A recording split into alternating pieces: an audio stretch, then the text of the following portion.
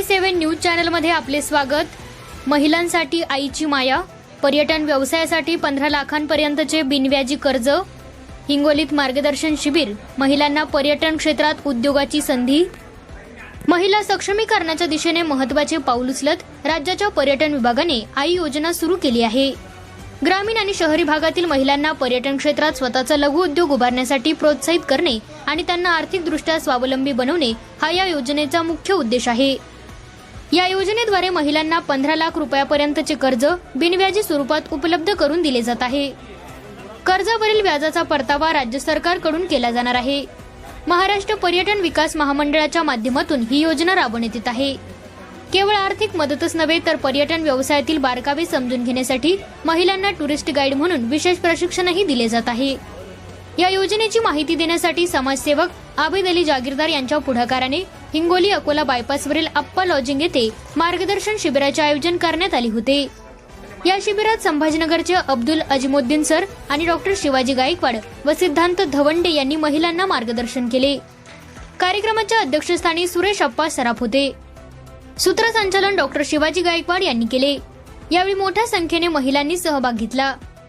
आई योजनेबाबत अधिक माहितीसाठी आबेद अली जागीरदार यांच्याशी संपर्क साधावा असे आवाहन यावेळी करण्यात आले। प्रमुख पाहुण्यांचे स्वागत आबेद अली जागीरदार यांनी केले। आबेद अली जागीरदार यांनी आई योजनेबाबत हिंगोली येथे सुरू करण्यासाठी पुढाकार घेतला असून त्याबद्दल त्यांचे कौतुक करण्यात आले। A7 न्यूज चॅनलसाठी अनीस अहमद, हिंगोली। A7 नमस्कार सभी को, मैं सहायक जिला पर्यटन अधिकारी छत्रपति संभाजीनगर पर्यटन संचालनालय से हूँ और यहाँ पर आज हम आए हैं हिंगोली ज़िले में। और हिंगोली ज़िले में हमने यहाँ पर महिलाओं के लिए बैठक की है, जिसके अंदर में हमारे पास यहाँ पर 50 से ज़्यादा महिलाएं उपस्थित थी और सभी बहुत उत्सुक थी क्या उनको आई योजना के बारे में पता चले। तो हमने यहाँ पर उनको आई योजना के बारे में बताया है। जैसे कि हमारे उप संचालक श्री विजय जादव साहब जो उप संचालक है पर्यटन विभाग के और पर्यटन संचालय का हमारे प्रादेशिक कार्यालय है, उनके अंडर में उनके सहायक में हम सारी चीज़ें जो पर्यटन धोरण है उसकी सारे स्कीम्स हम लोग अलग अलग ज़िलों में इम्प्लीमेंटेशन करते हैं। और जो स्कीम्स इम्प्लीमेंटेशन कर रहे हैं उसके अंदर में बहुत सारे स्कीम्स के अंदर में आई योजना सबसे ज़्यादा चलती है। और हम लोग ग्रास रूट लेवल पे भी जो है ये महिलाओं के लिए हम लोग आगे बढ़ चुके हैं। इसके अंदर में लाभ लेने के लिए पर्यटन संचालनालय ने जो है 15 लाख रुपए का लोन जो है इनके लिए शासन तरफे मौजूद किया है। और इसके अंदर में है 12% उसको जो है इंटरेस्ट लगेगा और 7 साल की फेड है। और ये 7 साल की फेड में उनको 5 लाख 4.5 लाख से लेके 5 लाख तक उसमें ब्याज भी लगेगा। लेकिन ये शासन ऊपर के जो 5 लाख है ये शासन उसको माफ़ कर देगा इन केस ऑफ EMI। जब आप EMI भरेंगे, EMI भरने के बाद में जो बचा हुआ इंटरेस्ट है वो जो है शासन आपको वापस कर देगा। इस तरह से हमको हिंगोली ज़िले में बहुत अच्छी तरह यहाँ पर मुलाकात हुई, लोगों को बहुत अच्छा लगा। और आने वाले वक्त में मैं ऐसा चाहता हूँ कि और बहुत सारी महिलाओं के साथ हम जुड़े और ये स्कीम उनके साथ में और भी शेयर करें ताकि ग्रास रूट लेवल पे महिलाओं को इसका लाभ पहुँचे।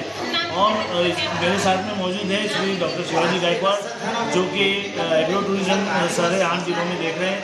एग्रो टूरिज़्म भी ऐसे ही एक स्कीम है महाराष्ट्र टूरिज़्म की जी, जो कि साथ बताएंगे।